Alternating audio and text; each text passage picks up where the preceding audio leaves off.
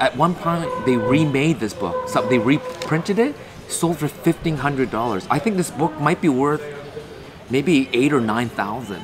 Well, let's show it again here. Okay, Take, can you explain to me again what is this book?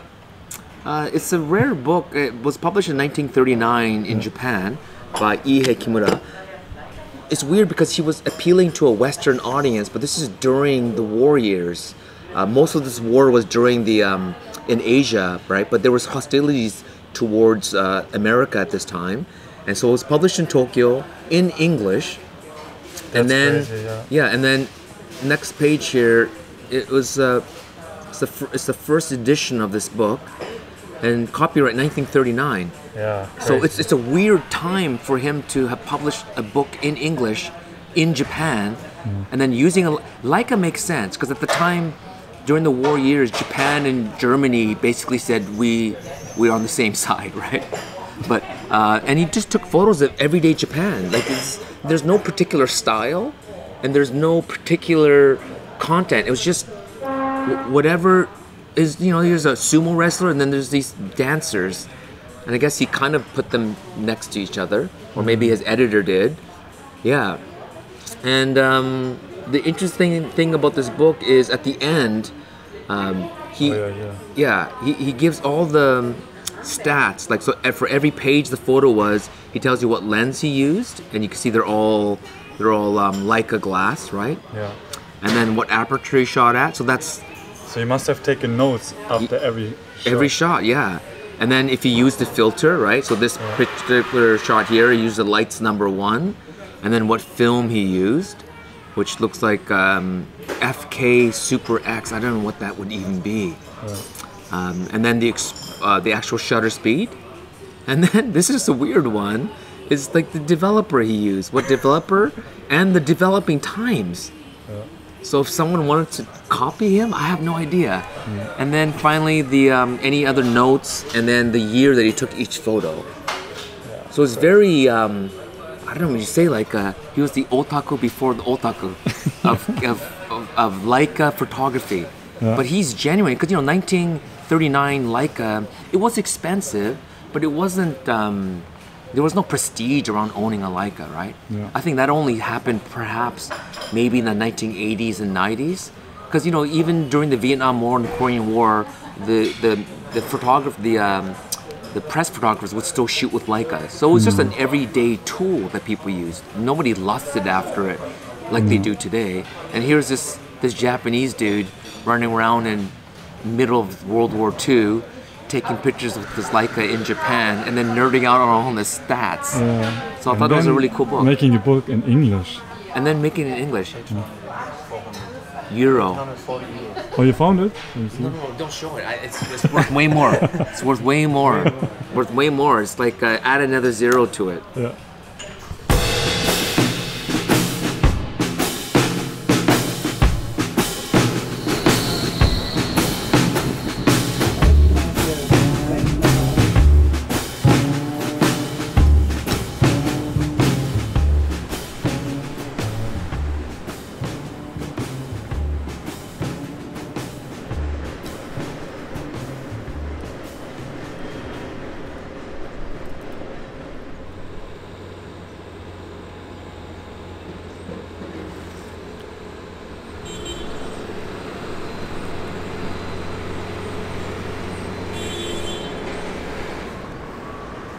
Oh, you're filming.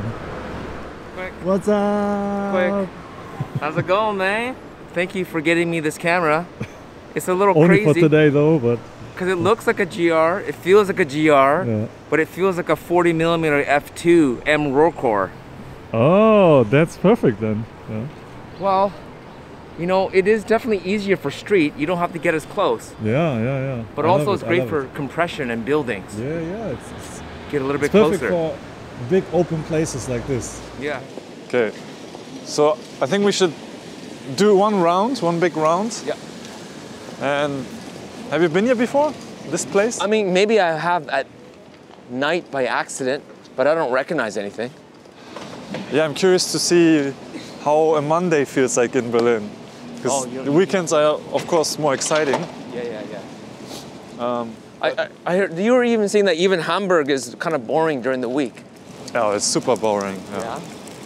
This already feels more exciting because you have nicer backgrounds and I don't know. I'm more excited in a different city than my own hometown, but that's normal, right? Yeah, like I don't think anything special about Vancouver. Yeah. I always wonder, why do people come here? Yeah. And we have all these things that tourists go to. Like we have a steam clock. It's run by steam. And there's people surrounding, and it goes every half hour, it has a little chime. Yeah, I saw it in one of your videos. Yeah, and people just go crazy. You see people with iPads. I even saw someone with a laptop using the using the webcam and like whatever. And I've seen it my whole life. Tell me about your, because now we got into one part of your background, but I actually want to know, like, how did you even get into photography? Like, what was the first contact with photography? Because you told me yesterday, you said you're a photographer first, and then the other stuff came. Yeah. So I think for people who don't know you yet and see your stuff online, they wouldn't think that you're a photographer first, right? They see reviews or articles maybe. So, and I also struggle with that because I've been doing YouTube only 3 years or something like that. And then now a lot of people know me, but they don't know what I did before that, which was, in my opinion, more, you know, more, I'm a little bit more proud about the projects I did before. But no, that's not true. I'm pretty proud of my channel. But Your growth has been good, and it's been organic growth.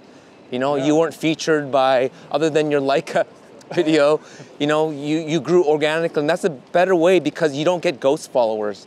People see the one, they say cool, thinking that it will be the same thing over and over, and then realize, oh, this is a one-off, and then just, they never unsubscribe, but they never engage, right? And that's kind of the problem I have with my channel. I mean, I grew organically, but I do such a wide variety of things. Some people only watch me for film, some people only watch me for digital, some people only watch me for Leica, and then they diss each other, right? And then if I do a Canon, they get angry, or a Sony. Everyone's like, what are you doing, Sony? You sold out, they're paying you. So. That's so strange. I couldn't care if you review Canon or Nikon or whatever, but you know, I found your GR videos first. Yeah. And that was, didn't you do YouTube already 10 years ago? I've started. When did you start? I met Eric Kim in 2014. 2014. Yeah. Yes. And I was just writing articles at the time, and he said, you should just see if you would work on YouTube. So you met him before you did YouTube? And He's told you should do something? He was a nice, you know, no matter what anyone says about Eric Kim and his content, I met him once at a coffee shop at Revolver, and he basically said, what do you do? And I said, I'm a photographer and I write articles. He didn't even look at my blog. He goes, let's go for lunch. He paid for my lunch. He goes, let's shoot a YouTube video. So he did a YouTube. So if you look up Bigheadtaco Eric Kim, you see him interviewing me. And I might have seen that because I saw a lot of his videos. Yeah, and then he just said, just put a camera in front of you and start talking. He goes, maybe you'll be horrible. Maybe you'll be good. He goes, I don't know. But he says, just put the camera in front of you and just randomly start talking. And I have those videos that I've never posted. Just me, just random testing to see what it would be like. And then showed my wife, and she just laughed and said, go for it. But before all of that, I picked up on photography just as I was finishing university. My older brother came back from Japan on a scholarship, and he discovered photography from a Korean photographer who was studying in Okinawa for marine biology, but his passion was photography.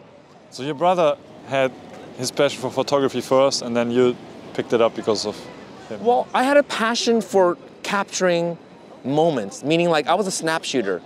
It was a Japanese thing, right? You just photograph everything that moves, but it was more about archiving. It wasn't about expressing myself through my art. So I was a writer and a musician. I understood those two formats. It was a form of expression. If I was angry, if I was sad, I would just write things, or I would compose music. So I love composition. But I never saw photography that way. I never saw that I can channel my thoughts and my emotions through photography, through a visual format. I always thought it was auditory or through words. And then when my brother came back and he explained it, like, I said to him, why do you have 2 bodies? Why do you have 3 lenses? I don't understand. He's like, oh, one you can put black and white, and the other one is color, or one is slide, or one is at ISO 800, the other one's at ISO 100. Yeah. I said, well, what do you need that lens for? It's a 24. Well, it's for architecture. And as he started explaining, my brain just went, this is crazy. It's like, to me, that was like an ukulele, and that was like an electric guitar, and that was like a piano. Like each tool was a different way of expressing yourself, but in a visual way. And I'm like, this is amazing. So on my last semester of university, which I was studying education, linguistics, and English literature, I was thinking about being a professor or something like that, or I was thinking about being a musician. I thought, like, I think there's something good about photography. So I dropped everything, including a music scholarship. So the scholarship my brother came back on was a general studies scholarship in Okinawa.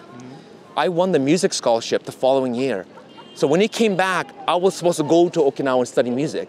But I'm like, I don't know. So music, I had 10 years experience before. Writing, I was writing since I was a little kid. Photography was like 1 month. And I had to choose, what should I do? And I had met my wife at the time, and I thought, we were dating, and I'm like, if I go to Japan for a year, I probably won't end up being with her either. So I had this moment in my life, I had to make a decision what to do. And I said, photography. So I quickly graduated, never pursued music, never pursued my writing, and then I just went straight into photography as a career. Well, what did you see in photography? Because this is, usually you do such a decision because you know that I will regret it if I don't do this. You know what I mean? Maybe that's what it was. Maybe it was that it was so new. Just like you said, the GR3X. You said because it's new, it's your current favorite, but you need to use it a while to see, like in the end, which one. But it's new, and you're just enthusiastic because it was so new for me.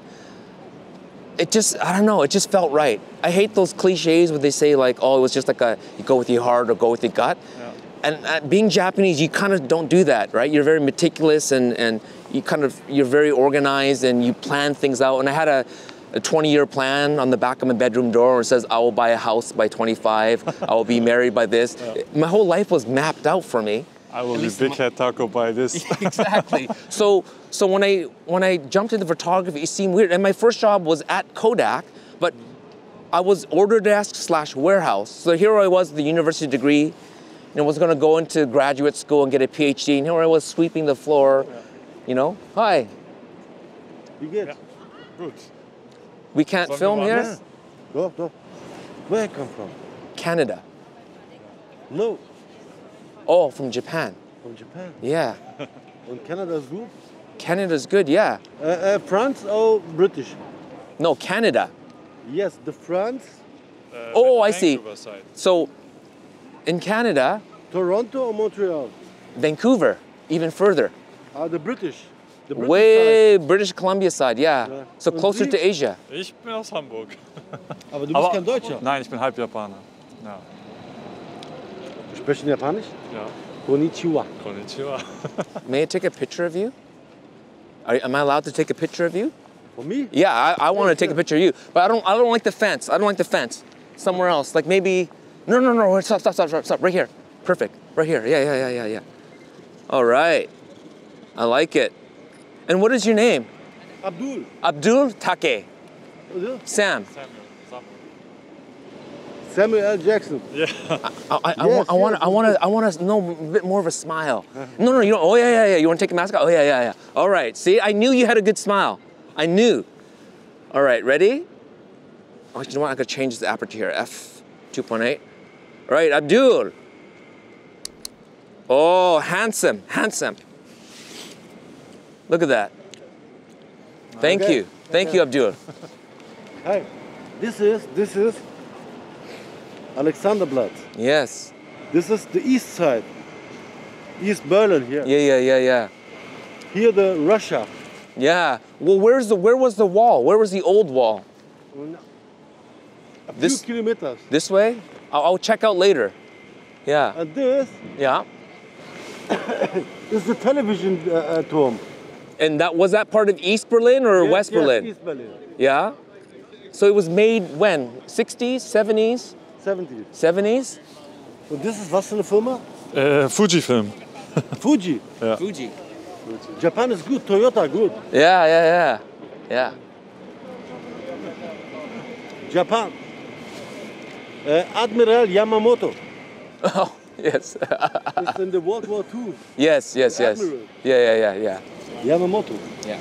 Japaner sind tüchtiges Volk. Ja. Bruttoinlandsprodukt ist besser als in Deutschland. Ja. Das heißt, sie sind sehr fleißig. Ja, das stimmt. Ja, sehr fleißig. Abdul. Aber I not love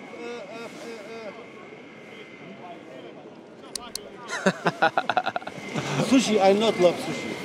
It's okay. Take care. Did you get that whole interaction? Yeah, of course. Oh, very good. I love it. It's funny. We're usually the ones that approach people. I thought he was going to tell us you're not supposed to record here. Is that what you thought? Yeah, I thought so. Yeah. He just wanted to hang out and talk. Because usually here in Germany, when they don't want you to be somewhere, they want you to get it by your own. You know, they come up to you and they're like, "Oh, how are you?" And they wait for you to realize, that you are not welcome. Yeah. So I was like, this again. But he was totally cool. I think it's because, if this was like a big DSLR, Right, yeah. but having something small, and that's kind of why I love stuff like the Ricoh. And also why I love that there's no EVF. Oh yeah. There's an advantage, right? Because you don't like to show people that you look. Yes, but also, and I think you said it in one of your videos maybe. Because you can creates have eye contact, right? Eye contact, but also distance. Because if I'm here shooting like this versus here, I'm almost doubling the distance, right? And actually in one of my videos, when I was with Eric Kim, we had Leicas or something around her neck, and I was using my iPhone to take a picture of her. Yeah. And in the video, she says, "Oh, why are you using the smart?" This is like 5 years ago, where it was weird to use your smartphone to do street portraiture.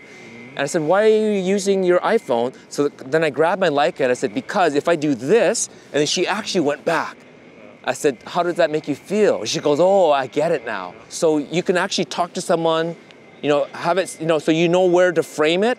And as I'm talking to you like this, I could take a picture, and the other person could just kind of relax and not feel that their personal space is being intruded upon. And this is definitely a benefit. And I think I saw Joel Meyerowitz in an interview saying that he was also using the camera under his chin when he talked to people. And then he already knew the framing, and sometimes he would check, but he would do conversation with people and then snap pictures like this.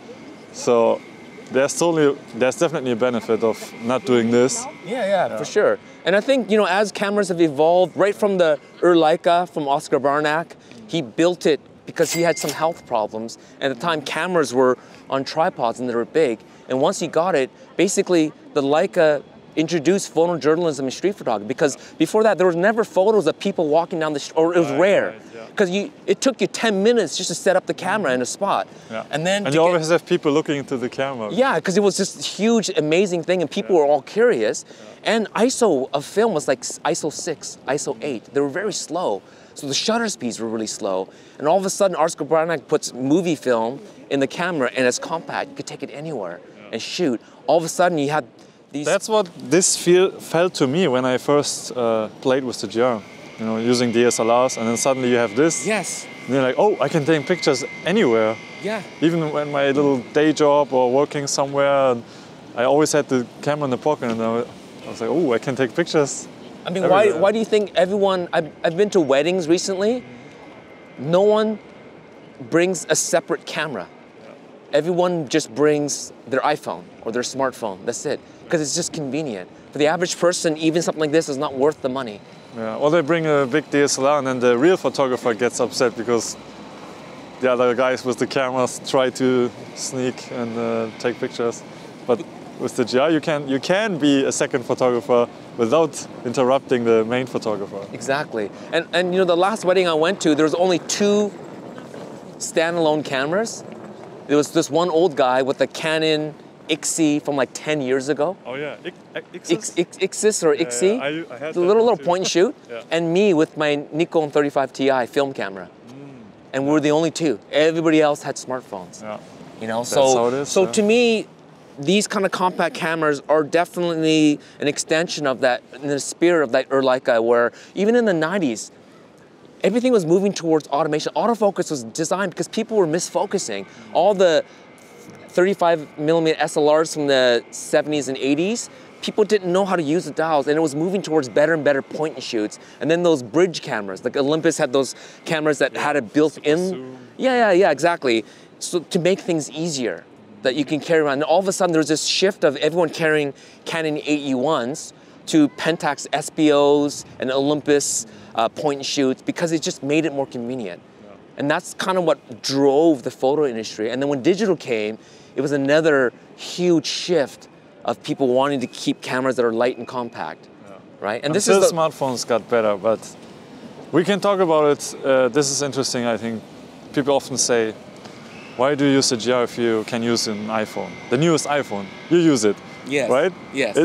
For video, it's great. Yeah, but photo, it's for sharing, for socials, it's perfect. So do you go for the iPhone for convenience or for quality? It is because of convenience, but now the quality is there. So when I first started YouTube, I was either a GR for video or my iPhone. Yeah, I remember. And I just replaced my iPhone 8 just recently and got the 13 Pro. So from 2017 till now, I was using the iPhone 8. Technically, most people would have said that's not a great camera to use, but if you look at my Instagram feed, and it's like the gear stuff, I'm eating lunch, it's all with my iPhone 8. And it's good, it's good enough. In fact, I like it better than my 13 because the 13 sensor is so big now, the depth of field is too shallow. So the picture of the food and then the camera is out of focus in the back. I love that deep depth of field to do product stuff with the older iPhone. But I never cared how the quality of the iPhone was. Some of my favorite photos were taken with the iPhone, not because it was an iPhone, because it was the most convenient thing I had on me at the time. And some of those portraits that I've done with my iPhone are my favorite. And they were like 8 megapixels. So what about experience then? Because for me, I still prefer to use a camera when I'm doing photography deliberately, not going out somewhere. And so I prefer having the buttons and setting it up and having fun, but I do take my phone sometimes, occasionally. But do you care about the experience at all? Oh, 100%. Yeah. But each one gives me a different experience. For instance, when I have an iPhone, I rarely go landscape. It's always in portrait mode. It just feels right to go this way. And some cameras feel wrong to go this way. It always feels like I should shoot this way. Each camera gives me back something. There's some kind of a feedback loop. So there's a certain kind of like an energy to certain cameras. This just makes you want to snap shoot from the hip. It's just, right, when you shoot this. With the X100, you want to put it to your eye.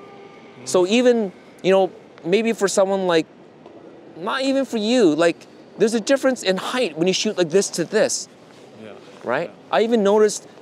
And sorry, but when you do this, you're blocking what you're seeing, right? So I always have it a little lower. Because you want to look over your camera. So that's a little bit of a difference there, I mean, like an iPhone, this gives you a full 180 periphery of your environment. You know, they say Leica with the right eye, you can look out with your left, but with the GR or an iPhone, you can see everything. Nothing will accidentally walk into your frame. You always have your frame. And so that's where I would say the iPhone and the GR, I shoot very similarly, but you know, the on and off time to this is fast, right? You just press it and then you just, boom, that's it. What is that, half a second? iPhone is not that fast. If they made an iPhone where you'd like double tap the volume button quickly or triple tap, 1, 2, 3, and immediately the camera app opens, that would make the iPhone a really fast shooter. You have to open it up, swipe right, and then if you're in video mode, then you gotta go to stills mode. It takes if you can too set many steps. Like distances for focusing, so you don't need to focus before you shoot, then that will also speed up. Yeah, exactly. The photo taking process, So this is probably, I would say, oh, look at that. This is let's walk a little bit and make the frame a little bit more interesting. This will look so awesome in 360. I should put my camera in the middle. I have a little tripod. Wait, this recording is already very long.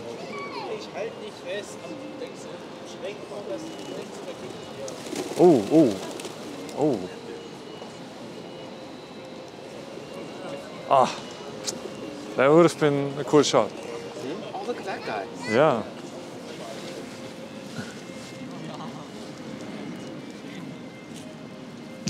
He's eating fries.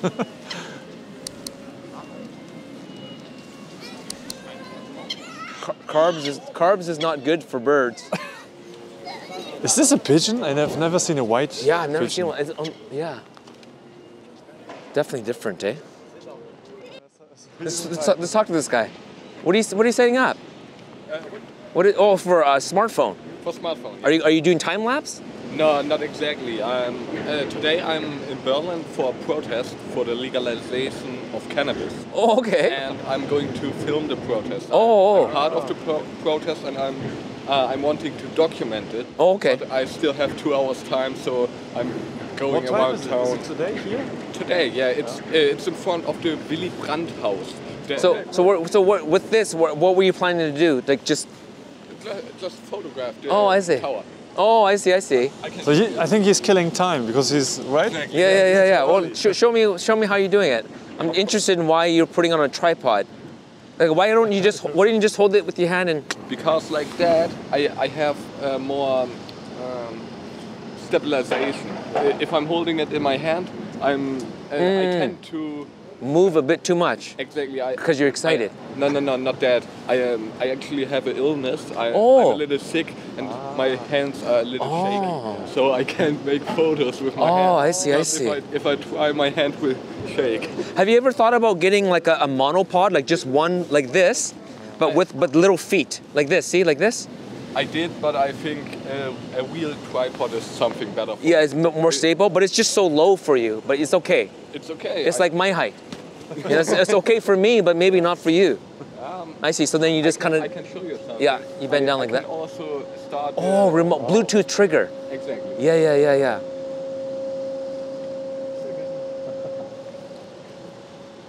Oh, I see.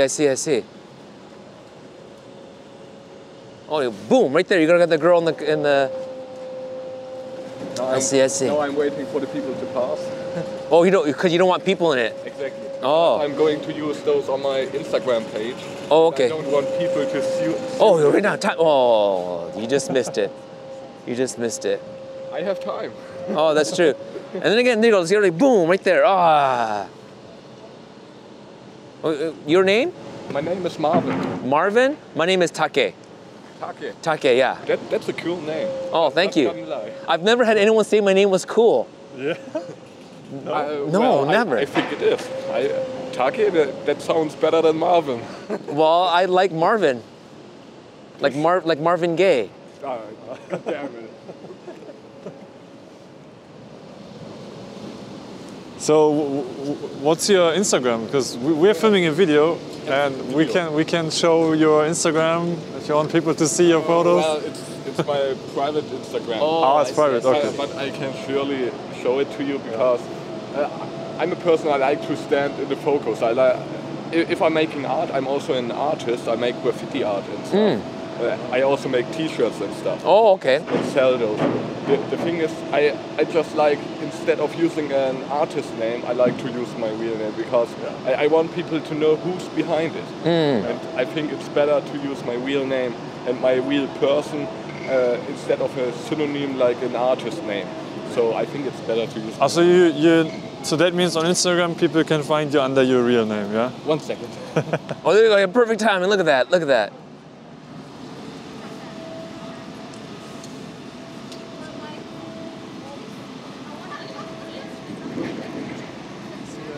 I personally love photography. I also edit my photos on my PC. I use Photoshop. I tend to make my photos in a raw medium. I think you know what's a raw picture, and I can edit those. So it's better to have high quality pictures. And my phone camera has 64 megapixels, so that's pretty good. More than this. We were just talking about it, right? Yeah, Using a phone versus a real camera. Just wondering, how much did you pay for that camera? He just sent it to me. I don't know how much. I think it's almost 1K, 1,000 euro. Is it 1,000 900 euro? something? Yeah. Really? Yeah. Damn, I paid for my phone 180 euros. I have such a good camera. That's funny. May I take a portrait of you up against that graffiti wall? Of course. It kind of works with what you said. You're an artist, you do some graffiti. I don't like that sign there though, so maybe move a bit more over this way and then maybe come more forward a little bit. But no, I want you to hold that. That is your medium. That is your Stradivarius that you use to take photos, right? Wait a second. All right, ready? I'm gonna shoot like this. Okay. I'm gonna shoot from a lower angle as well. Makes you look taller.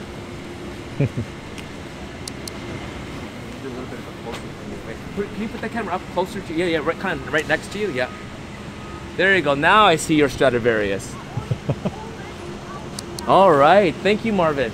No problem. I appreciate you spending time talking with us. No problem. I actually love to talk to strangers because I think it's nicer to be open to people. Yes. Because I don't like those people who are in their own bubble. You know what I mean? Yeah. People who just ignore everyone. I just like to go to people and just say hi or anything. You know what I mean? Confront people. I like that. Do you want us to share your Instagram? I asked him and he showed me his Oh, okay, Instagram good. So you'll just put it down? This is covered. Yeah. Oh, okay, excellent. By the way, See, look at your street photographer. Look at that. If you post us, you go for it. I think that'll be awesome. by the way, you guys have an Instagram or Yeah, where do you yeah. We post? both have. Yeah, but- I have that crazy artist pseudonym that you talked about. I am one of those. Bigheadtaco. Bigheadtaco. Yeah, Bigheadtaco. Yeah, you know, for me, part of the reason why I love doing this is exactly what you said. I love meeting people that I would never meet. You know, people go to clubs, people go to different things just to meet people. Why don't you just go outside and talk to people? Tell them what you do, like what you shared what you do, Yeah, and then you just draw people to you, right? Yeah, I mean, I'm not an attention seeker. You know what I mean? But I just like to talk to people. Yeah. Yeah, you don't hide the fact that you're taking photos here Exactly. with the tripod. So for us, we noticed that and was like, oh, We're interesting. just walking, going, hey, another photographer, Yeah. another nerd like us. Yeah, exactly. By the way, my internet speed isn't great, so I have to mark it down your name so I can look no for problem. it later. Ja. Alles klar, danke nochmal. Viel Vielleicht sieht man Spaß. sich nochmal. Maybe we see us again. Yeah, maybe we're just walking in circles. So Yeah, I'm not going in a circle, but the next. We will look out for a dude with a tripod. dude, take care, Marvin. Bye You bye. too. Take care. Oh. Footage. So we have the security guard talking to us, and then we have Marvin. Yeah, one of the things I enjoy is when you're with at least one other person. Maybe 5 is the max, but I think 5 street photographers together, it gets a little bit, it's too many people, and we all run to the same thing. I think 2 is enough tension, meaning I find a lot of good street photos. I was walking around in Hong Kong with Akban Chia, the Singaporean street photographer, and we would see the same thing, but he would run. And it was like, oh, he got the shot just before me. But 2 people can also draw enough energy to draw other people towards you. Yes. And I find that this like how that security guard, how many people were in that courtyard, and yet he came to us, right? And you're German, so it's not like we look like tourists. Maybe we look a little crazy. I mean, you could have been a German. You're right.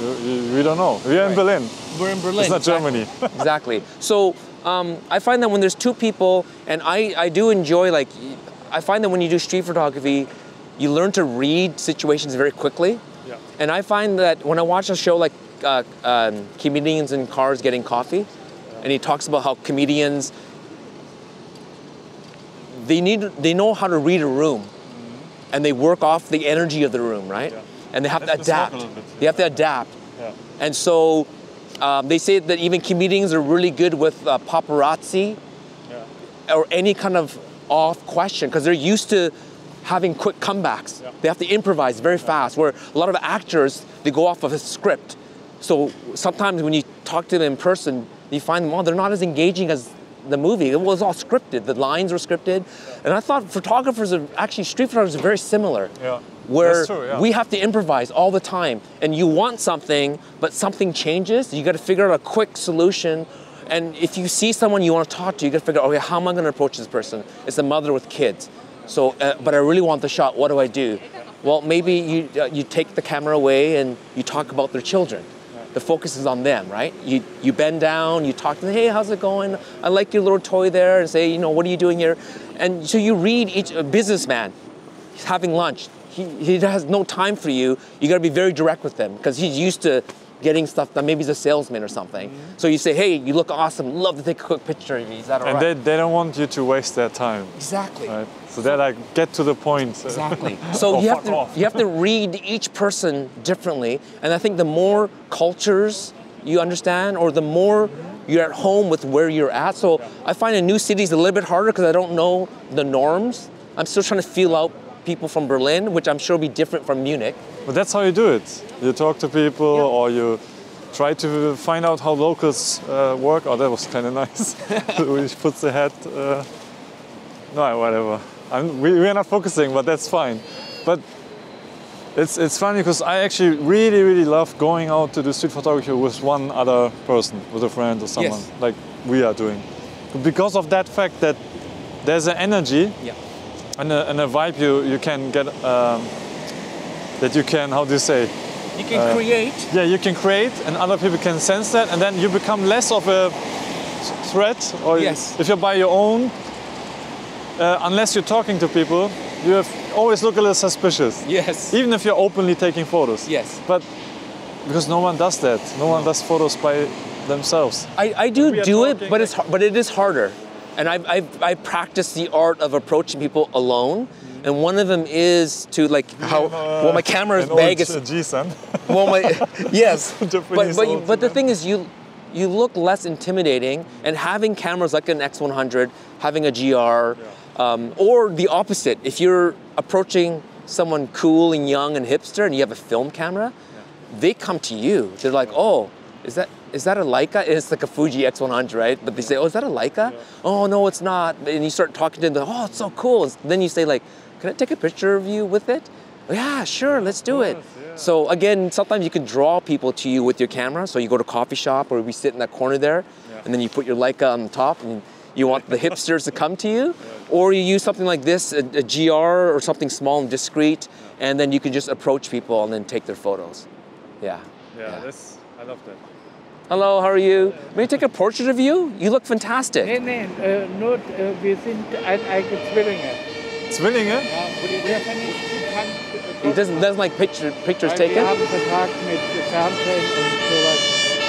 Ich kann leider nicht hören. Wir dürfen nicht alleine ein Foto machen. Wir dürfen nur im Doodle Fotos machen. Mein Bruder ist gerade im Vodafone.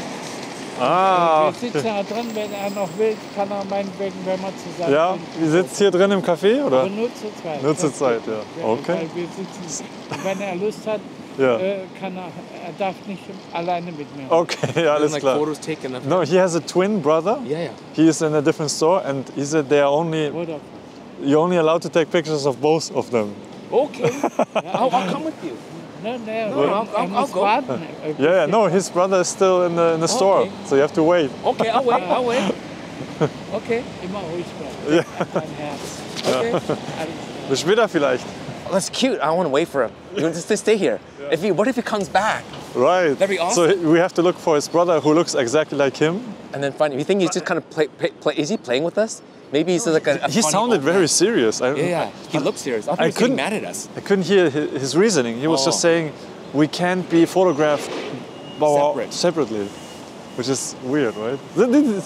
How interesting is that? Yeah, and we would have never have had that moment unless I just stopped the guy. And just talked to him. And I think one of the things is, like a comedian, he puts himself on stage, he exposes himself to ridicule, and not have a joke work.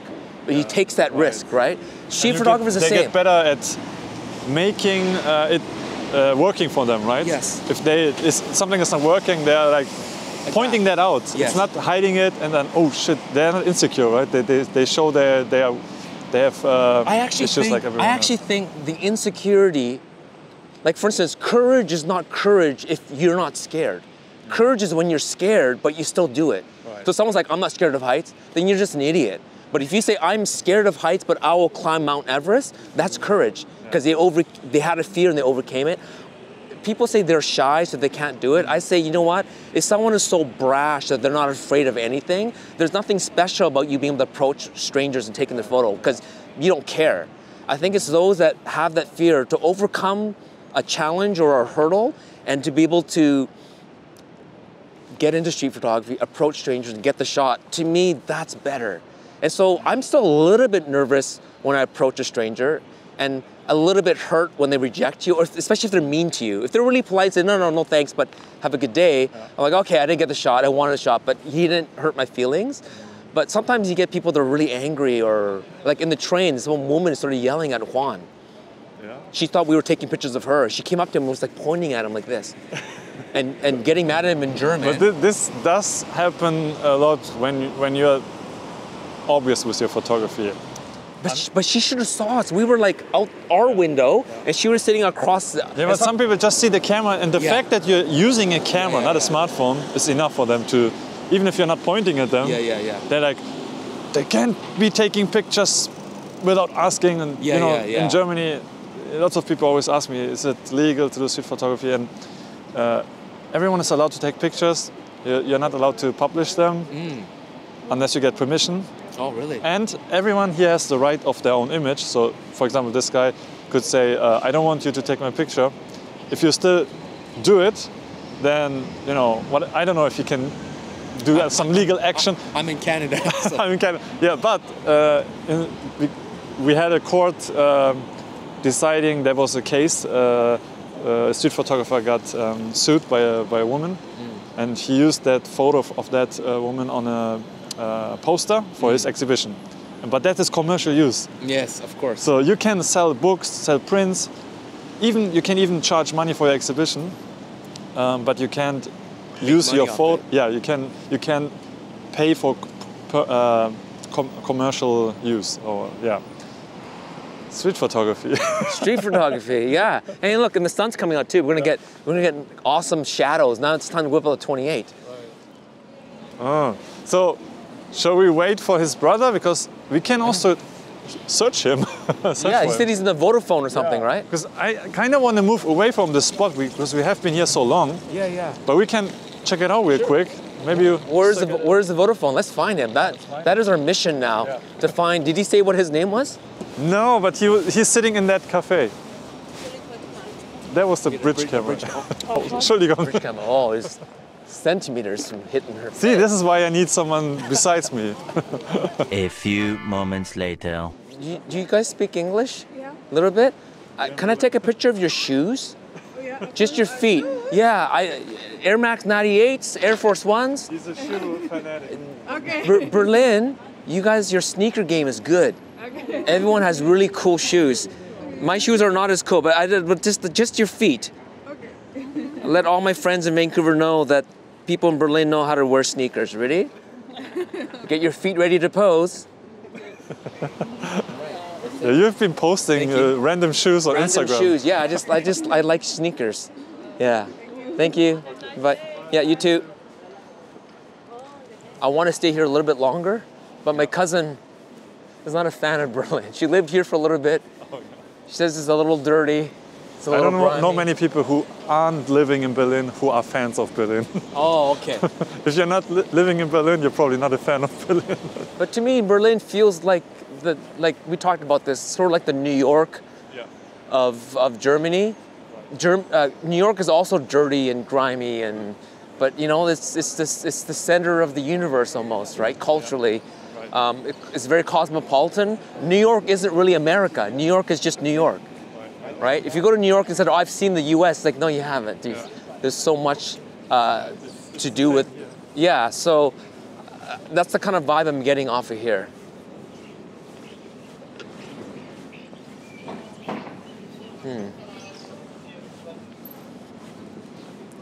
So here, I guess, everyone's taking pictures here. I guess it's this TV tower. The TV tower from east. My cousin didn't believe that this was part of the old, but a second person confirmed with me. This is part of the old. No, but what I mean is this is part of East Berlin. This was the communist side, right? Yep. Yeah, and this is also the place where big protests are always happening, and people are sitting on top of this. Oh, I see. Everywhere. So that's where the pot protest. No, he said it's not going to be here. It's a different place. Oh, He's just here for killing time. Oh, okay.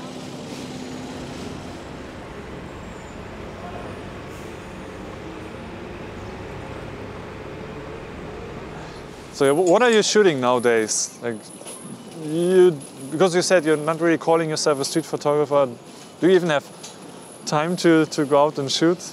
I go at night. During the pandemic, especially during when it first hit and everyone was scared, I even wrote an article for Fuji-Life saying like maybe the 35 is the new 28 for me, because you can't get as close to people. And so I need to, and also maybe shooting with your arm out is more safe, right? So you 35 arm out.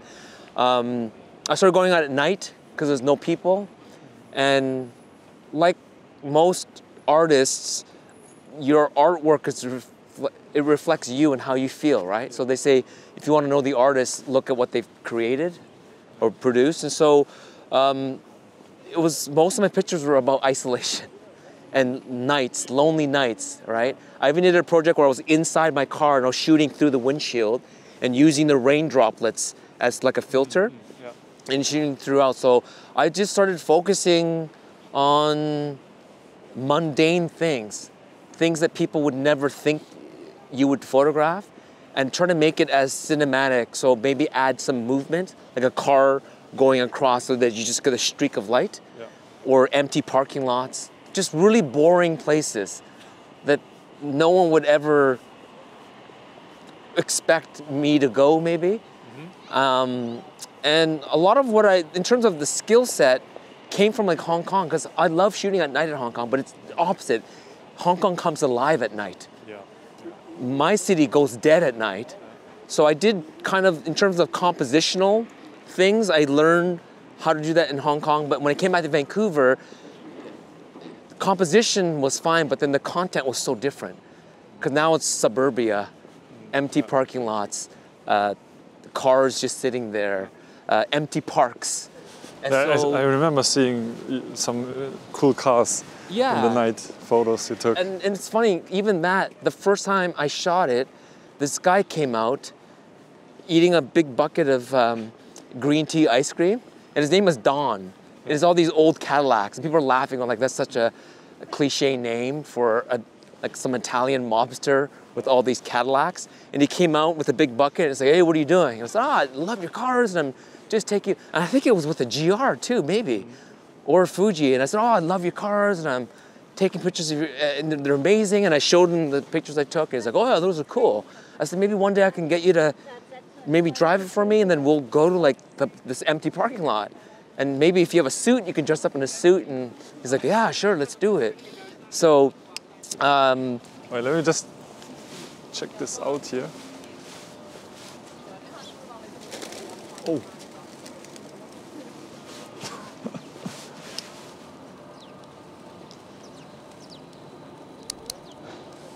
I know. No, I just liked how they're all on the wires, but now they're moved on the side.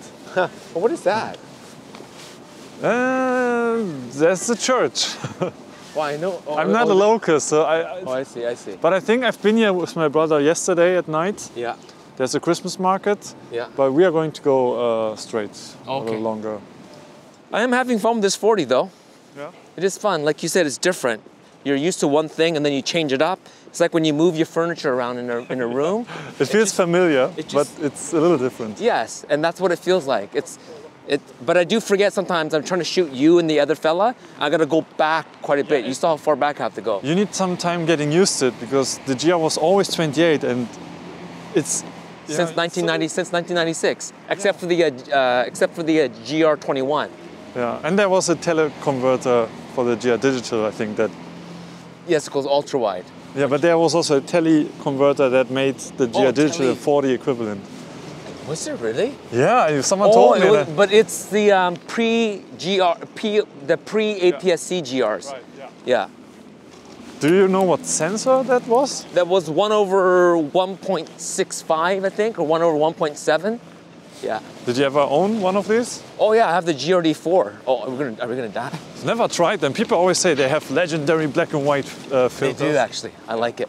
And you know the GRD4 actually has. Oh, my cousin keeps on saying I should eat a currywurst. Oh yeah. Maybe not at this place, but yes, it has a sensor shift too, right? The GRD4, yeah. Because the sensor is so small that it's only like maybe 2 stops of stabilization, but it still had it. Yeah, people are always confused when they look up second-hand GRs. They always send me a link. Is this the GR3? And then it says GR Digital 3. Oh, with the D, yeah. Well, wait till there's a GR4, then the GRD4, right? Yeah. Then there must be someone out there waiting for the GR4 to come out to sell the GR Digital 4. But the funny thing is, you know, the funny thing is, if you look up on eBay a price of a GRD4 versus the first GR Digital, the GRD4 often is, their asking price is higher because it's rarer. Especially if it's coming from Japan in box, it's worth more money because it's a rarer camera. Maybe we should hold on to our GR3s and 2s and 1s. I think the GR1 will be a classic. The thing is, the GR1 film camera? Yeah. Or you mean the original digital GR? I mean the APS-C, the first APS-C. Oh, I see. For me, that will be my legendary GR forever, but because it's my first GR. I have the limited edition one with the hammer tone, like the green kind of a finish. It's the GR limited edition. So I'll probably keep it because of that. And that's I use to start my YouTube channel, so same thing. I probably won't get rid of it. So I often like to ask my guests during these walks if they have any advice. For example, someone who wants to start out in photography, or because we are doing very similar things, so doing something like this, for example. Yeah. Sharing random things, sharing ourselves on the internet. Maybe this can also be a moment to reflect. Like, would you do this again? If it's a little bit less cold, for sure. Yeah. I'd do it anytime. This is a lot of fun. I mean, would you, oh, this is a cool scene, no, that you don't see often.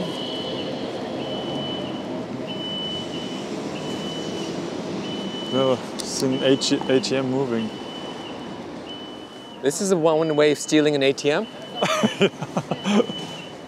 I mean, the amount of money it is to rent one of these trucks versus the amount of money inside. You got to balance that to see if you know, you can make it happen. I like this guy's jacket. Really crazy would be if there would be some money on the ground and someone is trying to get it. Oh, great jacket. He wasn't giving eye contact though, so I... Oh, look at this juxtaposition between these two buildings here. Oh, right, the old and the new. Yeah. So again, to the question, so you wouldn't do it? What advice? No, not advice, but yeah, kind of advice. Like, if someone wants to pursue the similar path that you pursued. I think... Whatever that is, right? Yeah, and you know what? When you look at jobs like, you know, like you look at someone like Conan O'Brien or David Letterman, and you ask them like, what did you do to get where? Like, you know, Conan O'Brien wrote for like The Simpsons. And then I think he moved to SNL for a little bit. And you see their journeys of how they got to where they are. It's never a straight line. Yeah. It's always these weird, like street photography, these weird, strange lines. And then eventually you meet some weird old man in an alley. And then he gives you the golden key to something. And I find it's the same. I'm still kind of waiting for that golden key. But even if I don't find it, I'm okay with a brass key or a copper key. I think the journey is as important as, like, it's good to have a goal, like a bearing, because if you're out in the sea, you need something that you're aiming at to make sure you know where you're going. But if you choose to go and stop here and maybe check out there, but you still have a bearing of where you want to go, I think that's great. So, like my father, maybe he's a little bit of a inspiration or a template that I've used. He's always said, like, you know, pursue what you love, but also love what you're doing now. So if you are a garbage man, you know, enjoy it. Like, don't think that I need to find the dream job to be happy, because I find people who pursue happiness in some dead end, like a specific goal, like once I'm a lawyer, I'll be happy. Then they're not happy. Then they're like, once I become, you know, a judge, then I'll be happy. Or once I reach this level of fame, I'm happy. They're never happy because there are destination goals. Where I think the journey is just as important. So when people ask me like, hey, Take, like, how do you do what you're doing? And I said, it's hard to say because I've been shooting for almost 30 years. And I've been pursuing this since I was 21, 20 years old, since I was a kid. So as a series photographer, I've been taking pictures way before that. And so how do you get to my point? You'd have to almost mimic my life and mimic the era that I grew up in. And you just can't do that. So I don't know what to tell people who want to start now, except to be prolific and don't care about, how do I explain it? Don't care about enjoying doing something. Enjoy just doing something. Like for instance, I think Joe Rogan once said, like, I don't like taking cold showers. I don't like going to the gym every time. But he says, I wouldn't be where I am today if I only went to the gym when I felt like it. I even go when I don't feel like it. And that's the only way people that ever get. But he probably must also mean that he does it because he enjoys the doing of what he's not like. No, he actually says he doesn't like going to the gym in general, but he likes the feeling he gets once he's done. That's what I mean. Like it's the same as, for example, you don't want to wake up early to take a beautiful landscape photo in the morning. Yes. But you do it anyways because you know it will be worth it.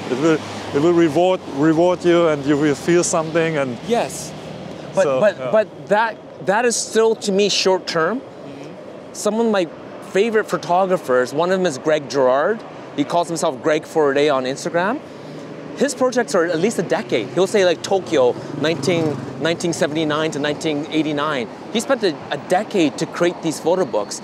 He has these long-term goals on these projects. So photography is the same. Like if you think, oh, like I'm gonna start Instagram, I'm gonna get 100,000 followers, and then Leica will sponsor me, and then I'm gonna be Brad Pitt's personal photographer, and then I'm gonna, like, you have these illustrious goals.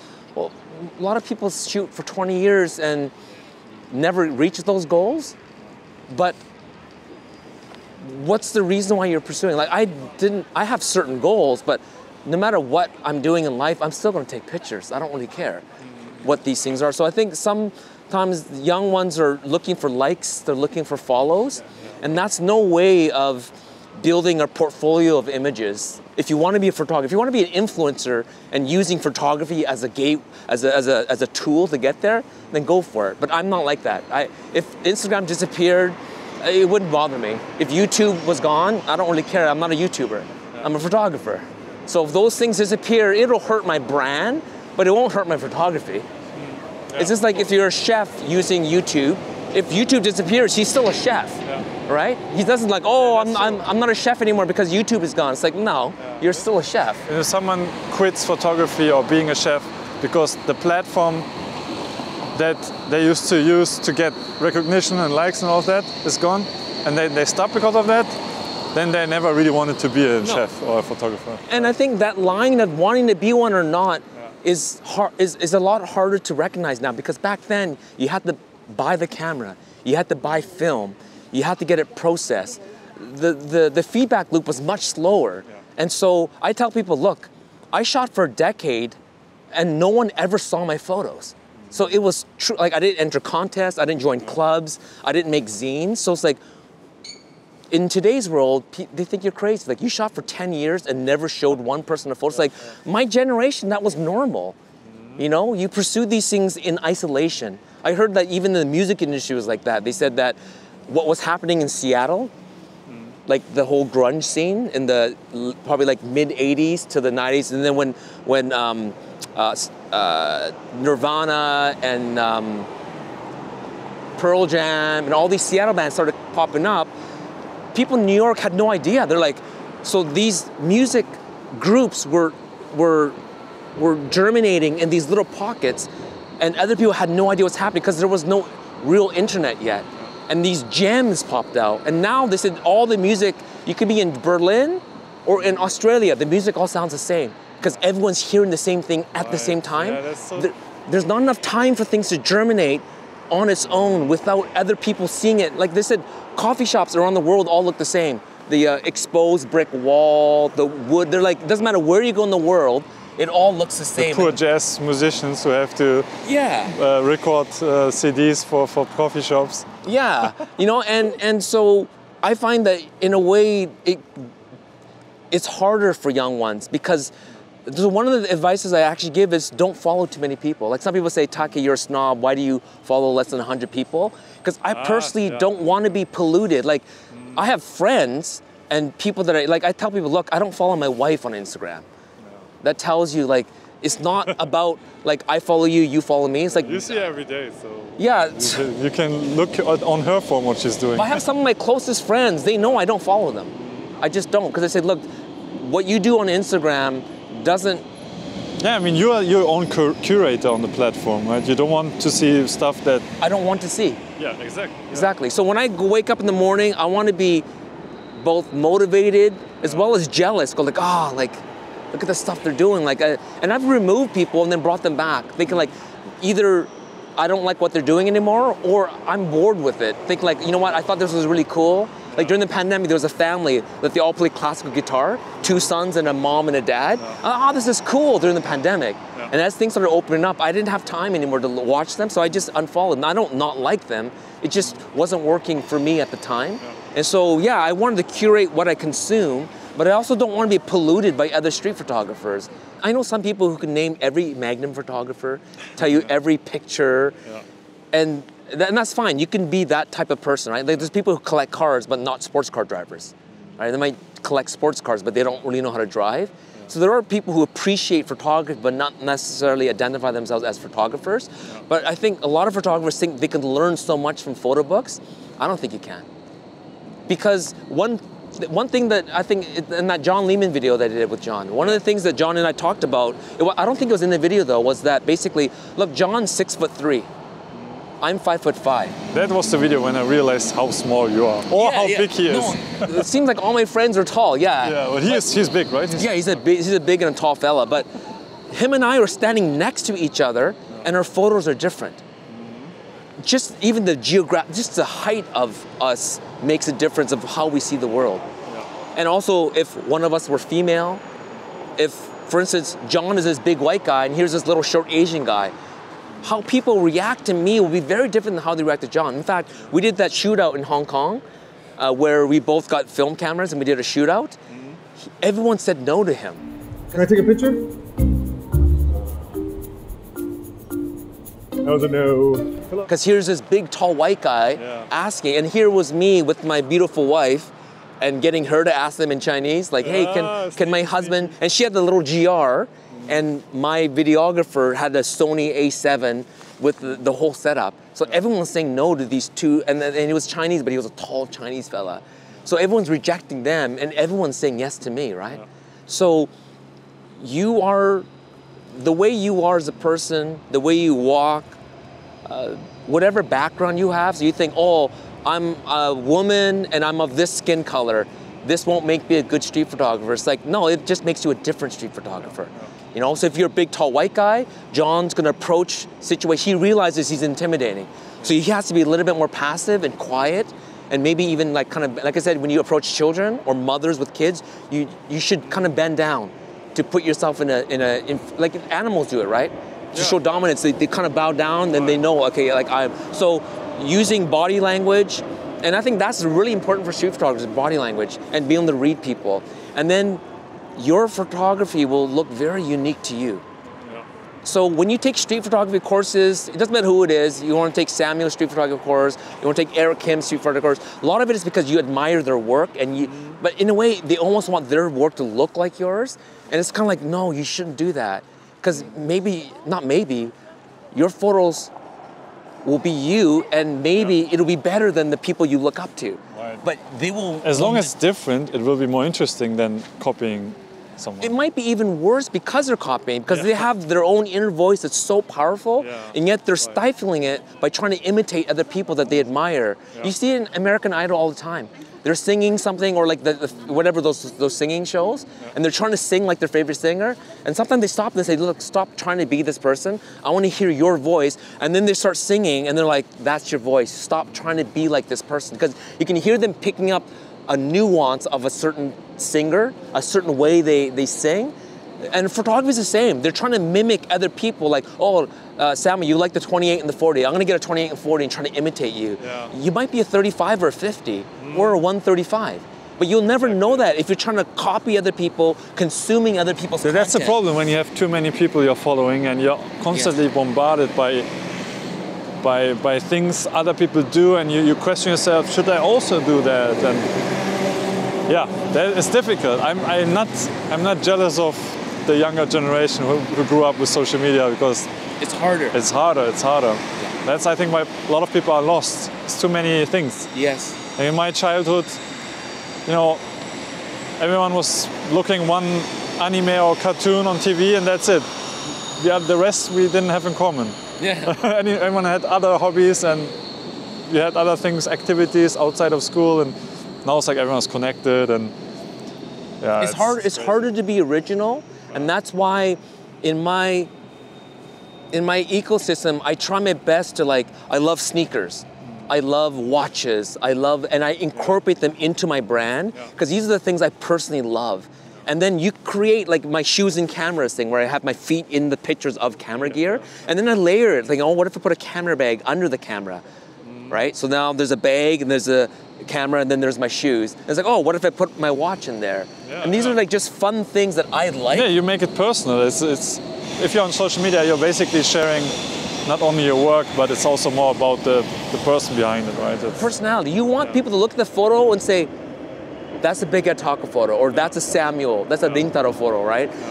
And so, like I said way in the beginning, I discovered that photography is a way to channel my creativity and channel my voice through visuals.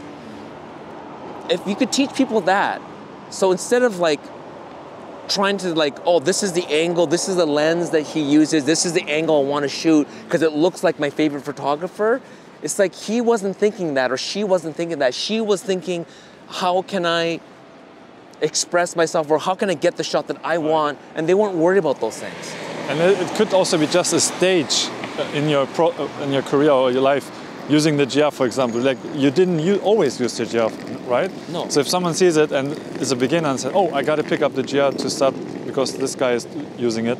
But there were so many things before that led to the decision making, right? So everyone has to experience this whole journey from beginning to somewhere. So it's good to sometimes try something out to get a feel for it, but always chasing other people's...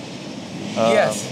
You got to chase your own preferences. Yeah. It's almost finding that out is difficult, right? If you don't experiment. I think when people finally get it, like when I finally got, like, I shot photography for 10 years before realizing, oh, it's not just for archiving. It's a form of art.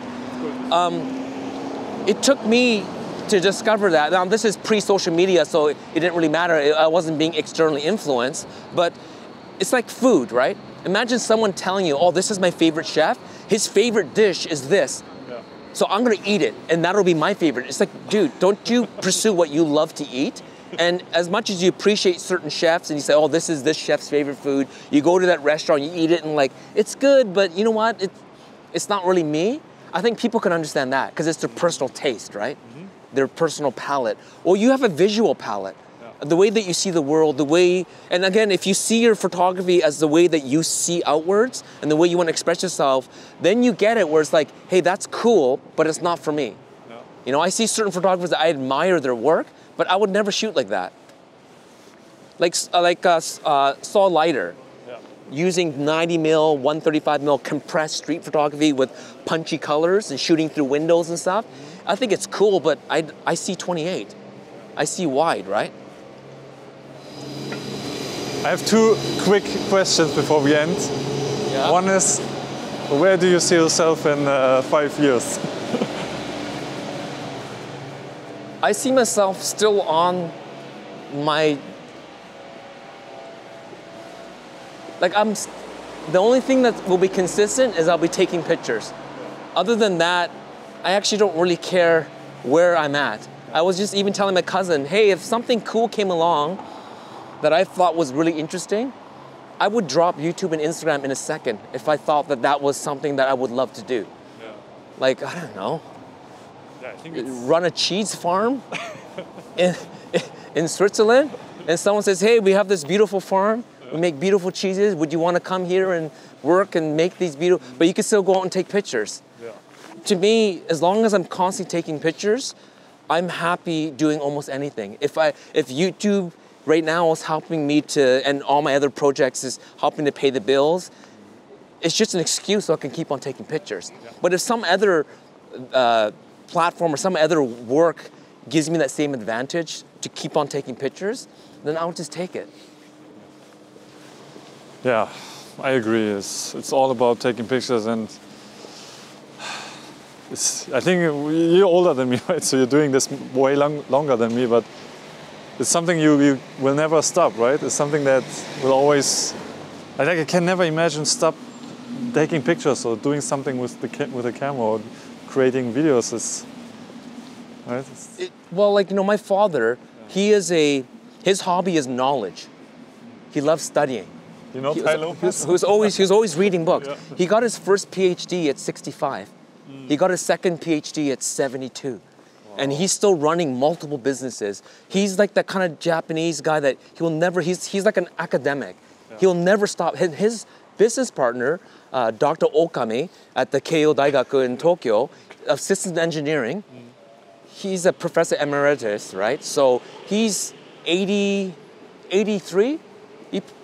Before the pandemic, he was doing 10 conferences a year, traveling the world. It's his passion. I think the moment he stops, he'll die, because that's what he lives for. My grandma's 106, wow. And she loves gardening. She loves gate the boru, croquet, whatever it's called, and she loves singing. When she fell and hurt herself, she couldn't play the shamisen anymore, the 3-string guitar, so she picked up harmonica after like a 50, 60-year hiatus at 106. So now my cousin sends me videos of her, and she's singing all these old Okinawan songs from her childhood, and then she does a harmonica solo, and then she sings, and then she does a harmonica solo, and she's 106. Yeah. So when I see my grandma and I see my father, I see that same spirit in me, which is like, find the things that make you the most happy. That thing itself doesn't have to be your job. Because for the longest time, my father had a normal job, but his passion was knowledge and also physiotherapy. And he did that as his other 20 to 30 hour work. He had a 40-hour job and a 20, 30-hour job. My grandma, she's not a professional musician, but it keeps her alive and happy and youthful. Yeah. So for me, it doesn't matter what I do as long as I can take photos. Now, if it's aligned, that's great, but it doesn't have to be aligned. Right. Yeah. The dream is, I guess, to always have it aligned, but if you can pursue what you love, because some of my favorite photographers are actually pilots, because they travel the world, right? Yeah. And so when I was at Kodak, these pilots were coming in and buying all the Kodachrome and all this film, and I said, what are you guys doing? They said, oh, well, I'm a pilot, but we travel the world, so we enjoy taking photos. And I realized, like, wow, like, what a life. Yeah, I was thinking, wow, this sounds so They travel the crazy. world. A lot of them end up marrying stewardesses, and they basically live on the road their whole life, and they make enough money they could buy any gear they want, and there's no pressure to have to create content for other people. They get to shoot whatever they want. And some of them, what they did back then was they took Kodachrome photos of airplanes, rare airplanes. So an airplane pre-painted before delivery. So if it's going to like Japan Airlines, as it's being delivered from Boeing, there's no paint. Access to that, right? Yes. Yeah. So they would take Kodachrome photos of these airplanes, and they would trade them at these airplane photo conventions. Yeah. And they would say, hey, I have, like, some of them are rare, like, this is kind of morbid, but like the airplane that flew into the Twin Towers. There's some nerds that would have had those photos like pre-painted, say, oh, this was from, and they would know the years. They would say, oh yeah, this was in commission in 1995, made by McDonnell Douglas, delivered on this day, painted on this day, and they would even have photos of like, this was the last photo before 9/11, and they have it. And then people buy and sell, they collect these things. This is back in the old, in the film days, right? And there was only one copy because it was film. It wasn't digital. You couldn't make all these copies and share on Instagram. So you knew you had that one copy. And some photos would be worth more than others. Like some will say, this was, JFK was on this plane. And I took this photo in 1963, 1 year before this, or the photo that the plane they actually took before he got shot. So there's this whole world of people buying and selling these. And I thought it was a beautiful ecosystem. Like it wasn't for me, man, but I'm like, wow, this is so cool. Nowadays you would, but I have the photo of Trump doing this, and yeah, I know 10 other guys who did the same photo or were at the same spot. And these guys told me, oh, you should see the train guys, they're worse. And it's true, you go to Japan, there's 50 magazines on trains, right? Steam, Shinkansen, coal, you know, there's all these different subgenres of photography. And when I see those guys, I'm like, wow, these guys really love, like it's not about photography, it is kind of like archiving and capturing, but it's the same tool. I don't begrudge someone who isn't an artist who tries to channel themselves through the camera. Some people are just kind of, they like taking pictures of their food. And they do a photo book on all the food they ate, and it's just for themselves. Power to them. If you love doing it and it makes you happy, who cares if nobody else gets it? Some of the greatest artists are just unknowns, or they weren't discovered until after, right? Fred Herzog wasn't discovered till later in life. Saul Leiter's work was mostly commercial work, and his personal stuff was never published or wasn't published when he was in his most prolific time in his period of life. What's her name? Vivian Meyer, her stuff was just until she died. But she was so passionate about what she did. It is unfortunate that she had a lot of maybe some mental illness issues or personality issues and stuff like that. And she didn't seem genuinely happy with a lot of things in her life. I don't care that she wasn't famous. Maybe she didn't care if she was famous.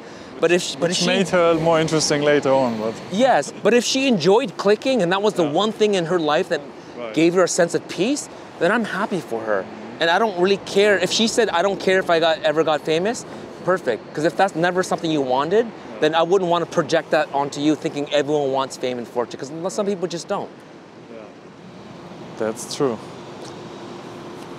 I had one more question, what's like life lessons, but you gave us so many gems today, so I will let you rest. Just pick one and just ignore the rest. Right. You can make another video. Okay, cool. Let's find a place to have lunch, and yeah, I will link anyone to your stuff at the end, the credits. I haven't been done this for a while. I'm a little rusty. You're a little rusty? Who was the last one you did? You remember? The last one? What was the last one? I did one that I filmed in 2018. I just didn't have time to edit it. It was the Bigheadtaco Collective. It was a special episode. Oh, nice. That was the last one, yeah. Cool. Ooh, I feel honored. We will still hang out today, but that was it basically. I never do a outro. Never do outro? Can we do my outro? Yeah, we do your outro. It's just a click. Yeah, okay, that's it. All right. So, thanks for watching and happy shooting. Click, click, click, click. Oh, it's 3 times? Yeah, 3 times, man. Okay. Boom. Nice.